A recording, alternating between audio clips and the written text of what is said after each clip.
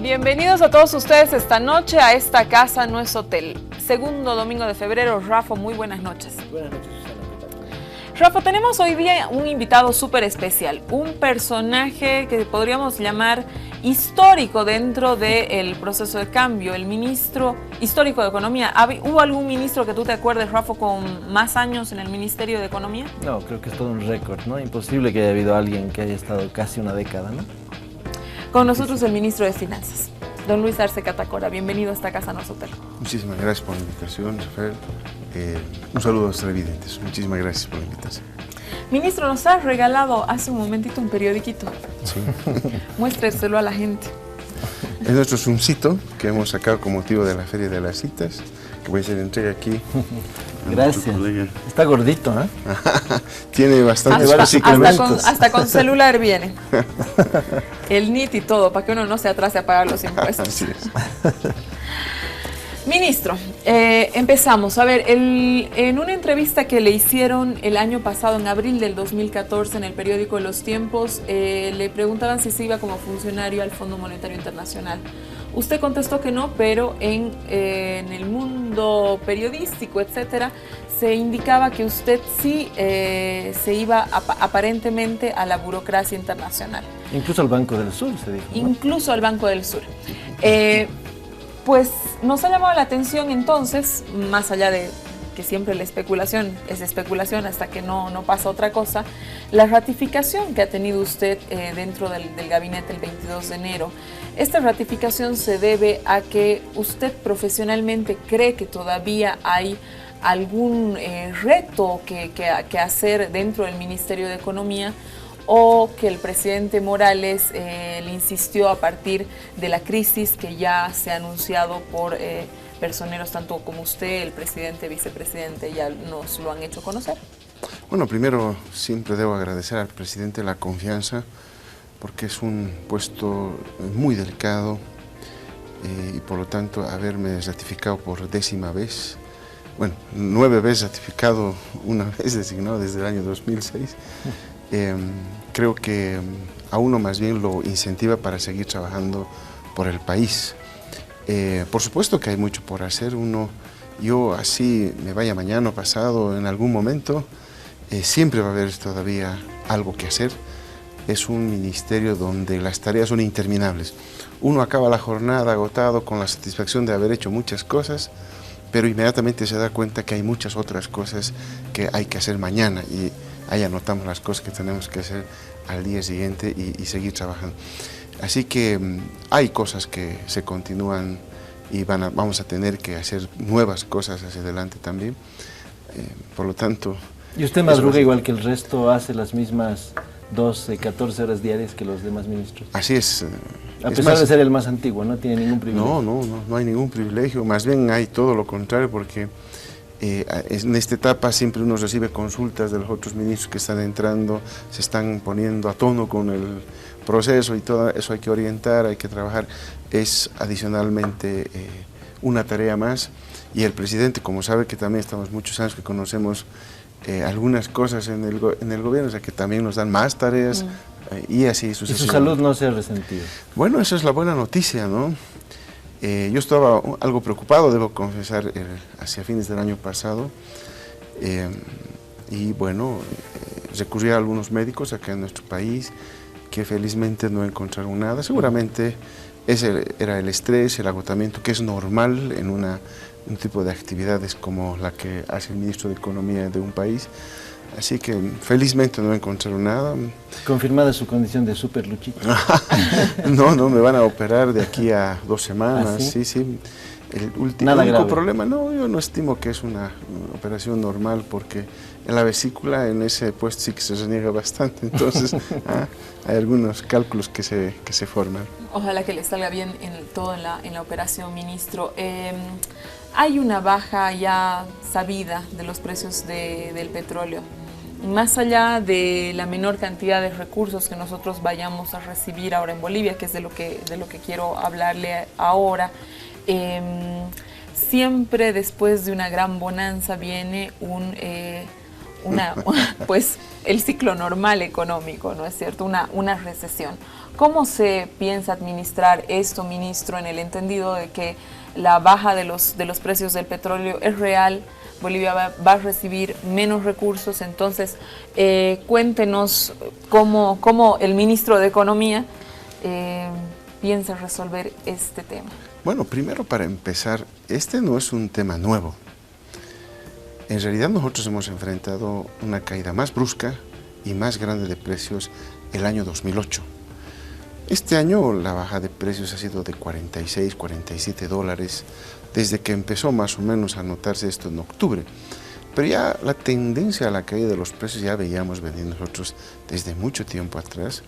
Y este es un duro golpe para los opinadores que siempre decían que el auge de la economía boliviana se debe a los precios internacionales, porque la prueba más grande la hemos tenido el 2008.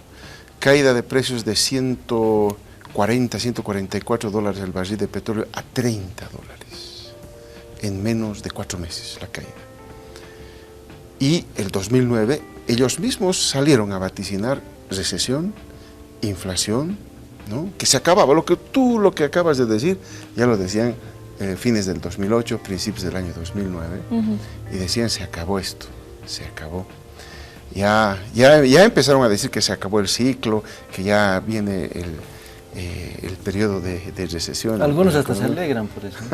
Bueno, habíamos estado bien todos esos años y creían que con eso ya se sepultaba el auge y la bonanza de la economía boliviana.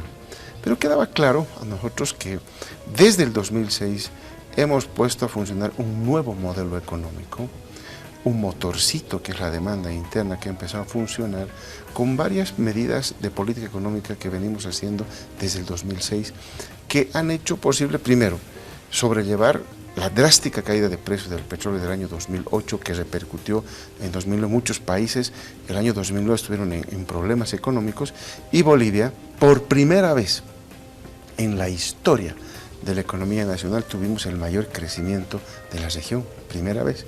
El año pasado tuvimos por segunda vez, pero el año 2009 tuvimos el mejor crecimiento de la región por primera vez. Entonces, ¿qué es lo que está pasando? Yo creo que se forza, ¿no? Se trata de que la gente se atemorice, la gente vea que con ojos de inesperanza mañana, ¿verdad?, de lo que puede suceder en la economía nacional. Pero yo simplemente veo el pasado, el 2008-2009 tuvimos no una caída de 46 dólares, tuvimos una caída de 115 dólares del barril de petróleo, y el 2009 salimos con un crecimiento del 3,4% cuando la musculatura de la economía nacional no estaba todavía tan grande como ahora tenemos un país que produce cada vez más. Y eso se debe a que no se entiende o no se quiere entender el funcionamiento del nuevo modelo económico, social, comunitario. Roger Cortés, hablando de las columnas de opinión, qué sé yo, Roger Cortés en una columna en página 7, indica que hubo declaraciones y contradeclaraciones y que no hay una coherencia en cuanto a los datos. Dice que usted declaró que el Estado Nacional, usted y el vicepresidente, que el vicepresidente, y el presidente declararon que se iban a recibir entre 40 y 60 millones de dólares menos, y que usted luego sale y que dice que son 1.500 millones de dólares menos. Eso dice la columna. No, es nuevamente una total y completa falta de información. Jamás yo hablo de 1.500 millones. He escuchado en Santa Cruz algunas voces que hablaban de 1.200 millones de dólares. Pero ¿cuánto es, ministro, lo que se va a dejar de percibir? Bueno, en nuestro cálculo, nosotros hemos hecho una elasticidad, es decir, por cada 10 dólares que vaya a caer el precio, el país deja de percibir 80 millones de dólares, lo que está en línea con lo que dice tanto el vicepresidente como el presidente del Estado, porque es más o menos la elasticidad que hemos hecho nosotros. No es un efecto grande, ¿verdad? Uno puede vivir sin 80 millones de dólares si va bajando, pero por supuesto, si bajara a 20, a 10 dólares el barril de petróleo, hay que multiplicar por 4, por 5 veces, estamos hablando de una gran cantidad de recursos. Pero eso estamos viendo también, que se ha especulado mucho sobre el tema del petróleo. Esta crisis que estamos viviendo tiene varios elementos, ¿no? Varios elementos, una débil demanda internacional por la recesión norteamericana, europea, japonesa, la desaceleración china, el contagio de esa crisis en América Latina y otros países, un incremento en la oferta internacional del petróleo que tiene que ver con el fracking, una nueva tecnología de generar petróleo, en fin, pero que a su vez tiene sus efectos negativos, la disminución de los precios, no es una cosa sencilla de poder analizarla, ¿no? Entonces, cuando uno ve esto, muchos ya decían, bueno, ya se acabó el precio del petróleo, ya la economía boliviana, que es un exportador, no es cierto.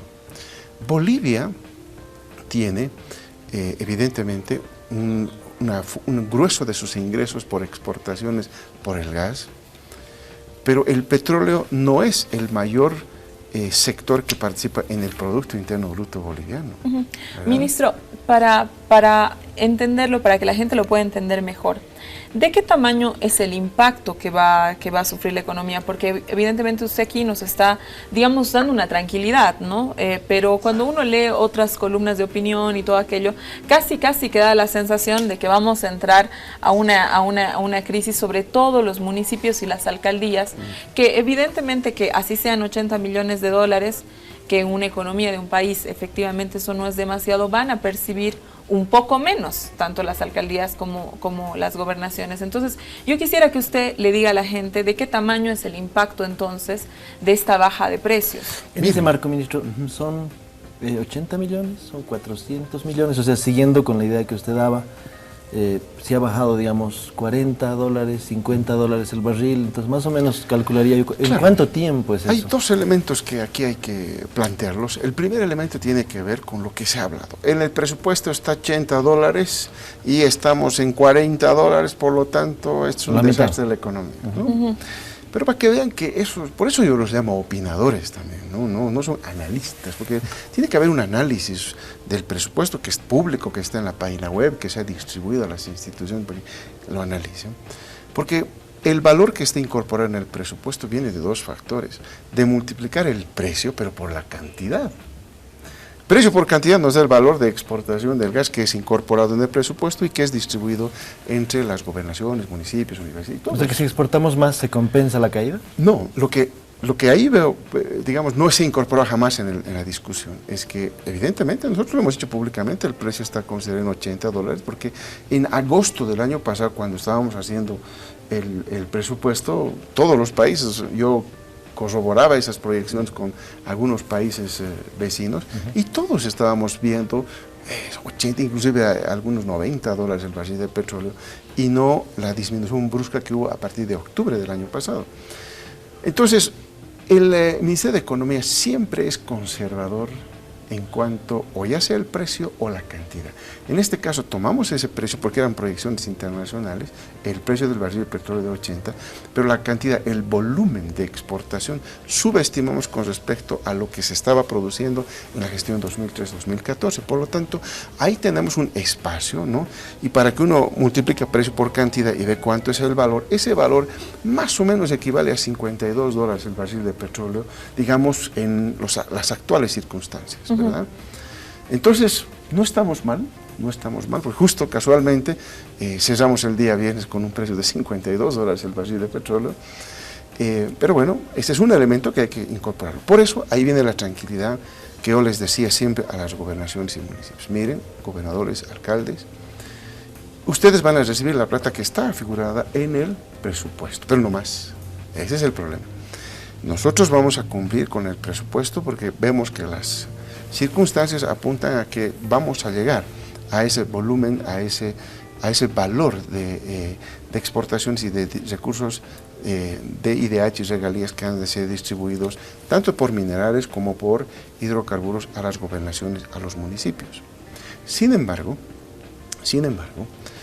nosotros también les advertíamos a municipios y gobernaciones, ya no va a haber, como ha ocurrido muchos años en el pasado, ingresos adicionales a lo que estaban en el presupuesto, que era a lo que se habían acostumbrado gobernaciones y municipios, y esto va a provocar a obligar a los municipios y gobernaciones a ser más eficientes en su inversión pública, a que con ese techo puedan mejor invertir más eficientemente, más eficazmente todos los recursos para poder generar un impacto que antes lo regaban con recursos que llegaban y que llegaban y que llegaban, y que, como hemos visto, más de 2.200 millones de dólares al 31 de diciembre del año pasado no se gastaron, estuvieron en cajibancos, producto de todos estos ingresos adicionales. Para que nos entienda un poquito mejor la gente, ¿cuánto dinero vamos a dejar de percibir, por ejemplo, mensualmente? Porque si damos una cifra así general, es muy difícil darse cuenta en el tiempo, ¿no? ¿Cuánto tiempo vamos a, digamos, cómo está medido ese espacio de pérdida?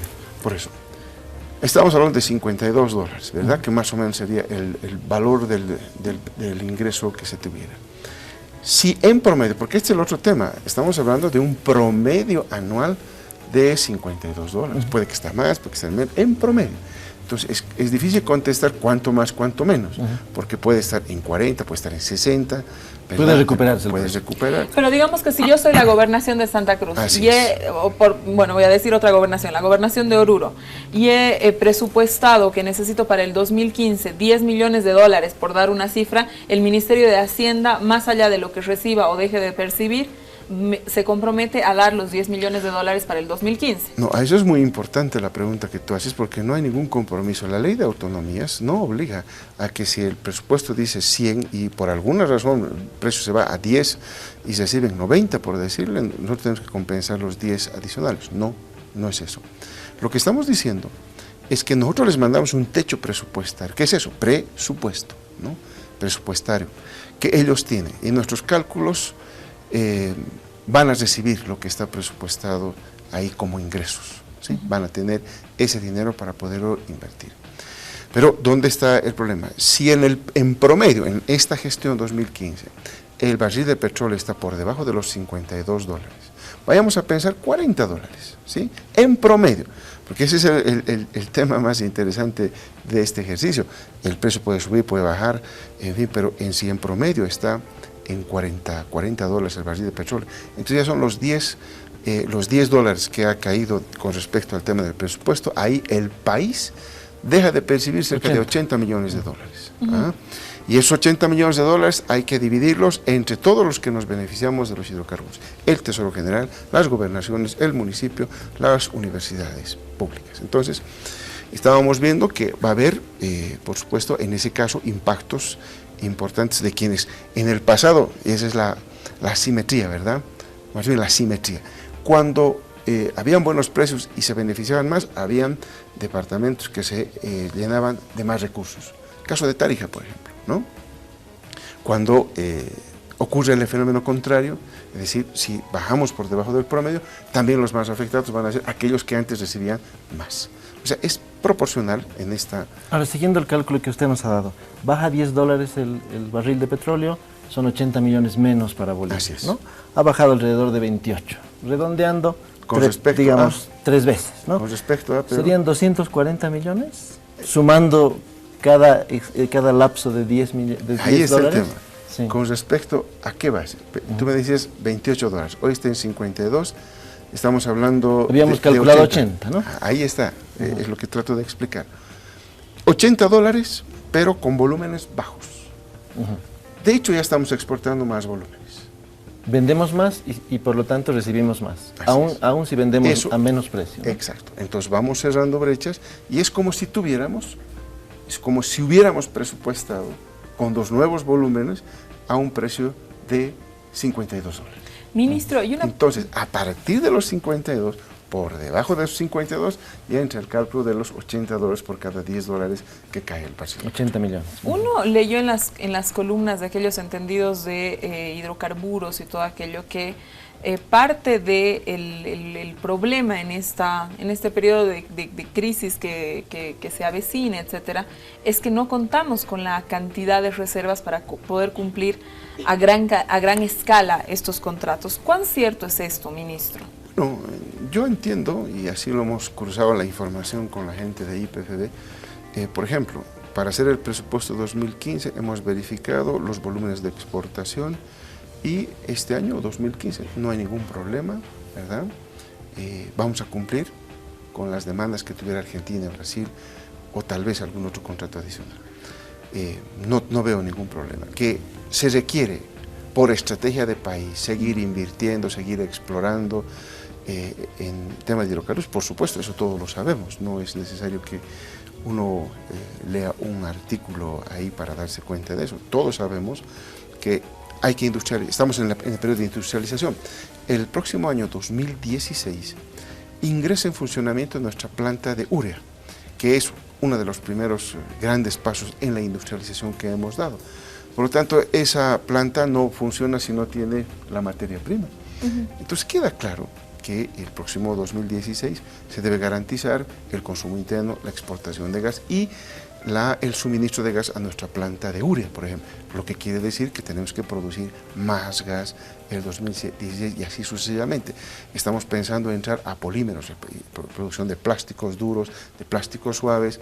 ¿Eso de dónde sale? De la misma materia prima. ¿Qué tenemos que hacer? Tenemos que producir más. Entonces, todo está basado ya en la industria del gas, y hay que producirlo más, hay que invertir en exploración, hay que invertir más en la industria petrolera para que, por supuesto, los recursos que vayamos a recibir de este recurso natural se tripliquen, cuatripliquen, quintupliquen, dependiendo del rubro de industrialización al que estemos haciendo referencia. Ministro, yo no soy una entendida en economía, por lo tanto le voy a hacer una pregunta que un poco hace cualquier ciudadano que no estudió economía muy a intuición. Una de las políticas que se ha saludado de este gobierno es el tema de las reservas internacionales. El Fondo Monetario, el Banco Mundial, etcétera, una de las cosas que han remarcado de buena gestión económica es el hecho de que existan estas reservas internacionales. Mi pregunta está en por qué no se gastan estas reservas internacionales en esta revolución industrial que usted señalaba. Yo recuerdo cuando lo hemos entrevistado al presidente, le hacía una apuesta muy importante por el tema del corazón energético en Bolivia, ¿no es cierto? Volver a Bolivia el corazón energético de Sudamérica. Cuando uno hace una revisión del presupuesto, le da la sensación que es un presupuesto bajo. Otra de las apuestas es la planta nuclear, que hubieron muchísimas voces en contra, otras explicaciones muy a favor, etcétera, etcétera. Pero este es un proyecto de generación de energía muy importante, sacando Chernobyl de nuestra cabeza. Por supuesto que esta es una apuesta muy, muy importante que haría el Estado Nacional, y vemos que su presupuesto son 2 millones de dólares. 2 mil millones, ¿no? 2 millones de dólares. 2.000 millones. Yo creía que para este año 2 millones de dólares. Bueno, pero la planta completa, ¿no? La planta completa. Entonces, la pregunta es, esas reservas internacionales, ¿por qué no se gastan? ¿Por qué no se gastan en esta revolución industrial de la que usted apunta y la que el Estado apunta? Es muy buena pregunta esa. Y la respuesta va en este sentido. Primero, ¿para qué son las reservas internacionales de un país? Nosotros, a propósito y por objetivo de política económica, hemos ido acumulando reservas internacionales desde el primer momento en que hemos asumido el gobierno, porque es como la cajita de ahorros de una familia. Cuando hay un exceso de ingresos, la mamá siempre guarda para cualquier contingencia en una cajita, se presenta la contingencia y se utiliza esos recursos para la familia, para que la familia no sienta el impacto de lo que haya venido inesperadamente. Las reservas internacionales son exactamente eso, pero tienen una particularidad. Son recursos que se pueden ir acumulando y que son utilizados, como por ejemplo en estas bajas de precios. Si el barril de petróleo se va a 20, 10 dólares, ¿con qué vamos a pagar nuestras importaciones? Ahí están. ¿Con qué vamos a pagar la deuda externa? Ahí están, ¿verdad? Los recursitos que garantizan el pago al exterior. Estas reservas, adicionalmente de tener esa protección para los bolivianos, que es muy importante, es una de las garantías de la moneda nacional. Respalda la emisión de la moneda nacional, ¿sí? Si hoy tenemos que la gente confía muchas veces más en el boliviano que una moneda extranjera, es porque es una moneda que está respaldada en más de 15.000 millones de dólares que tiene el Banco Central en oro, en euros, en libras, en fin, en otras monedas. Adicionalmente, esta es una palanca para conseguir más créditos. Cuando uno tiene, porque es así en finanzas internacionales y en finanzas domésticas, Cuando una familia está pobre, no tiene empleo, la gente le presta, el banco le presta, no, ¿verdad? Necesita una garantía, ¿no? Claro, necesita. El que presta quiere saber de dónde va a salir la fuente del pago, ¿verdad? Y cuando ve un país que tiene las reservas como para poder cubrir mañana eventuales pagos de endeudamiento externo, ahí entonces, yo recuerdo anecdóticamente, el 2006, juntamente con el compañero Carlos Villegas, íbamos al Banco Mundial, al BID, a tocar puertas para financiamiento externo, varios proyectos nuestros. Y todos nos decían, por supuesto que vamos a ayudar, por supuesto que sí, ¿verdad? Y llegaba la plata, no llegaba la plata. ¿Ah? Ahora que tenemos toda esta economía, como ya la gente lo conoce, nos vienen ellos a golpear las puertas, ¿sí? Con créditos. Y es así. ¿Por qué? Porque tenemos la solvencia para pagar. Entonces, estas reservas internacionales cumplen varios objetivos y por eso es que se tienen que preservar. Eso no quiere decir que no las estemos de alguna manera utilizando, o más bien utilizando al Banco Central, que tiene las reservas internacionales, para poder financiar proyectos de inversión. Ya lo hemos hecho, ¿no? Y la radicalidad neoliberal nos ha criticado porque el Banco Central ya no es el viejo Banco Central del pasado, que solo tenía que determinar su política monetaria, su política cambiaria y para de contar en un ambiente de independencia, que nunca hubo independencia del Banco Central, sino que ahora ese Banco Central cumple también una función de promoción del desarrollo.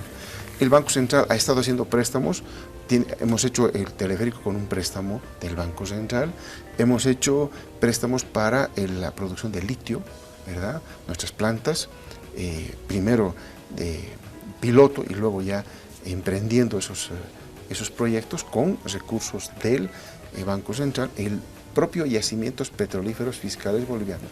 Para varios proyectos de industrialización se ha prestado también plata del Banco Central. Con un interés cero, me imagino. Con un interés racional, ¿verdad? Porque tampoco queremos competitivo, pero claro, no queremos que pierda el Banco Central, pero tampoco queremos que se encarezcan proyectos estratégicos que mencionabas tú. Y también ENDE también se ha financiado en proyectos eléctricos con el Banco Central. Entonces yo creo que hay que darle, ¿no es cierto?, a cada uno su lugar y poder poner las piezas del rompecabezas de tal manera que Bolivia no pierda esa mirada que tiene hoy los acreedores internacionales, que ven un país sólido, un país estable, un país con crecimiento y con perspectivas de crecer más, y eso es lo que a alguna gente no le gusta escuchar, pero eso es lo que está ocurriendo afuera. Uno cuando sale afuera, sino de cómo nos explicamos que hemos vendido $500 millones en el mercado internacional, cuando 100 años el país no había entrado, y teníamos esa historia de la deuda externa, que nos prestamos en el pasado, desde la década de los años 70, y nunca pagamos un centavo, ¿verdad? Ministro, este dinero de las reservas, ¿está en Bolivia? Algunos dicen que se ha prestado también a grandes bancos como JP Morgan, Barclays. He leído que a un 0,5% de interés, es decir, que es dinero que está, en otras palabras, dicen los críticos, financiando el capitalismo internacional. ¿Qué opinión tiene sobre esto? Es decir, ¿dónde está ese dinero físicamente? Bueno, ¿qué es lo que tiene que hacer el Banco Central? El Banco Central tiene yuanes, tiene euros, tiene dólares, tiene oro, y eso no puede estar durmiendo en las bóvedas del Banco Central, porque eso significa 0% de rendimiento. O sea que no está en las bóvedas. No está en las bóvedas. El Banco Central, con un mecanismo absolutamente normal y regulado a nivel de finanzas internacionales, donde todos los otros bancos centrales, también inclusive los países desarrollados lo hacen, invierten en títulos AAA, en bancos y en instrumentos totalmente asegurados que garantizan la liquidez y garantizan un rendimiento. En lugar de tener 0 de rendimiento, estamos logrando un rendimiento con esto. Y ese rendimiento depende de las condiciones financieras internacionales. Había momentos en que uno podía ganar 3, 5, 10 o 8% de rendimiento, como en este caso, donde hay recesión a nivel mundial, prácticamente las tasas de interés son 0 en el mundo y nosotros estamos ganando alrededor de 1% en el rendimiento de nuestras reservas. No hay un peligro ahí, no hay un riesgo. Una vez al BID le pasó eso, ¿no? Que puso su dinero en algunos bancos que después quebraron y tuvo un vacío tremendo, un boquete prácticamente. Claro, ¿no? Es que el BID, y lo observamos en la reunión de gobernadores del BID, entró en los famosos derivados de los derivados de los derivados, que fueron el problema del año 2008. La burbuja. Los contaminadores, ¿recuerdan? Esos derivados que fueron creados por el mercado, donde se evidenció que el mercado también es una exageración, y se cuestionó, por supuesto, eso. Pero en el caso del Banco Central, los lineamientos de inversión son sumamente conservadores.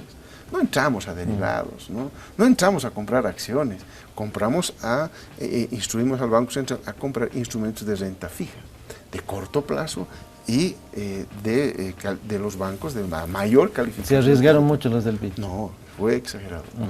Me tengo que ir a un corte. Volvemos ahora con el ministro de Finanzas, Luis Arce Catacora, el ministro histórico del proceso de cambio. Casi una década en el ministerio con nosotros esta noche en esta casa, en nuestro hotel. Volvemos para hacerle varias preguntas. Quédese con nosotros.